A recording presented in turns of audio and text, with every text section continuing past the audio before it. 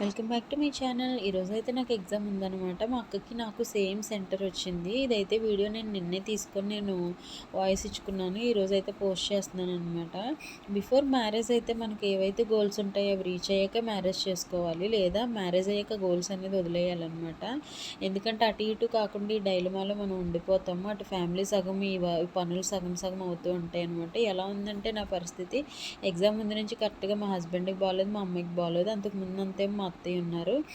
వెళ్ళిపోయాక చదువుకుందాం అని అనుకుంటేనేమో ఇంకా మా హస్బెండ్కి ఏమో బాగాలేదు, మా అమ్మకి బాగాలేదు. అసలు మొత్తానికి ఈసారి అయితే చదవలేదు. పోయినసారి అయితే కొంచెం బాగానే చదివాను, కానీ సరిగ్గా అటెంప్ట్ చేయలేకపోయాను.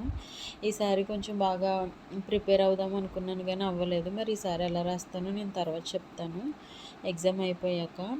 కాకపోతే చాలామంది మ్యారేజ్ అయ్యాక కూడా చాలామంది సపోర్ట్ చేస్తూ పిల్లల్ని చూసేవాళ్ళు ఉంటారు, మనకి ఇంట్లో హెల్ప్ చేసేవాళ్ళు ఉంటారు. కాకపోతే మనకి ఎవరు హెల్ప్ చేయలేనప్పుడు మనకి గోల్స్ రీచ్ అవ్వడం కష్టం అనమాట. మ్యారేజ్ అయ్యాక కూడా చాలామంది చాలా జాబ్స్లో కూడా సెటిల్ అయిన వాళ్ళు కూడా ఉన్నారు. బట్ అందరికీ అది సాధ్యం కాదు. ఇంట్లో పరిస్థితులు బట్టి మనం అన్ని విషయాల్లోనే మనం అడ్జస్ట్ అయిపోతూ ఉండాలి. బట్ తప్పదనమాట. మీకు నచ్చితే తప్పకుండా సబ్స్క్రైబ్ చేయండి.